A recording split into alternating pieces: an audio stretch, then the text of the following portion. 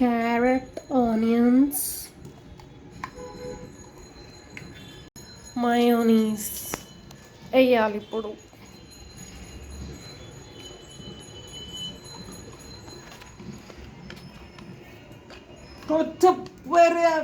Carrot, onions, mayonnaise వేసి కలపాలి. కూడా వేసి కలుపుకోవాలి. ఇప్పుడు కొన్ని చిల్లీ ఫ్లేక్స్ వేయాలి.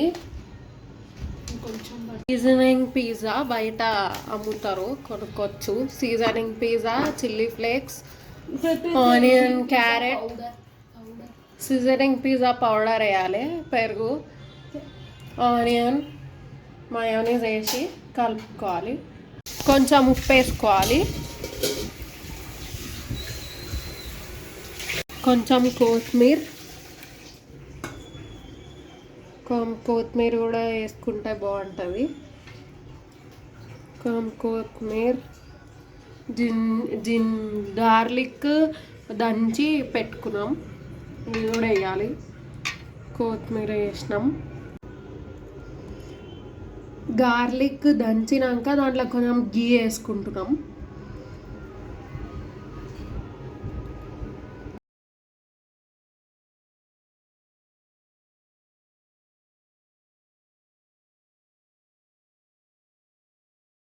ఇట్లా నెయ్యి ఇంకా జింజర్ దంచుకున్నది కొంచెం స్టవ్ మీద కాల్చినాక ఇట్లా అవుతుంది అనమాట.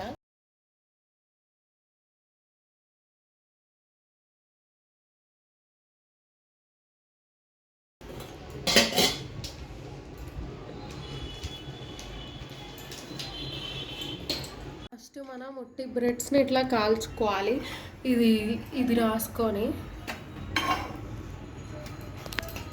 ఇట్లా సైడ్కి కాల్చుకున్నాం. కొంచెం కాలినాక మనం ఆల్రెడీ మిక్స్ చేసుకొని పెట్టుకున్నాం మయోనీస్, ఆనియన్, క్యారెట్ కలుపుకొని పెట్టుకున్నవి, చిల్లీ ఫ్లేక్స్, పిజ్జా సీజనింగ్ అవన్నీ పెట్టుకున్నవి దీని మీద రాసుకొని, శాండ్విచ్ మీద రాసుకున్నట్టు రాసుకొని, బ్రెడ్ మీద ఒక చీజ్ స్లైస్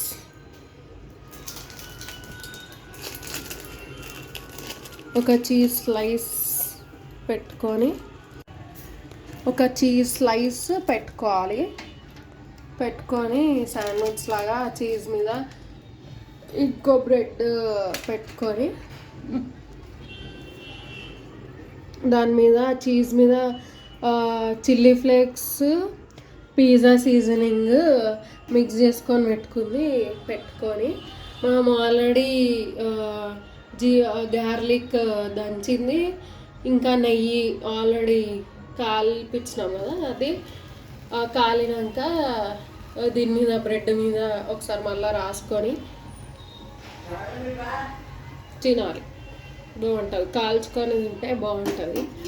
ఇట్లా కాల్చుకోవాలి.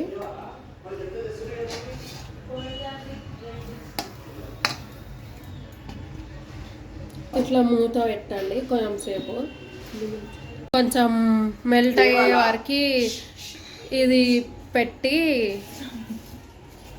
ఉంచండి. మరి ఒకసారి మళ్ళీ ఫ్లిప్ చేసుకొని మళ్ళీ ఒకసారి మూత పెట్టి సెకండ్ సైడ్ కూడా కాలే వరకు ఉంచండి. ఇప్పుడు మనం కాల్చుకున్నాక బ్రెడ్ ఇట్లా మంచిగా బ్రౌన్ అయ్యే వరకు కాల్చుకోవాలి. చూడండి ఇట్లా అయిందనమాట. లోపల బాగుంటుంది.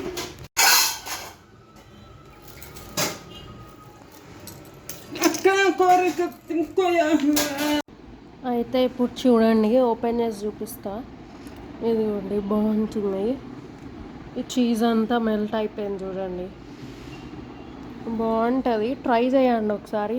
Please like, share and subscribe to my channel Struggles of Life. Thank you for watching. Bye.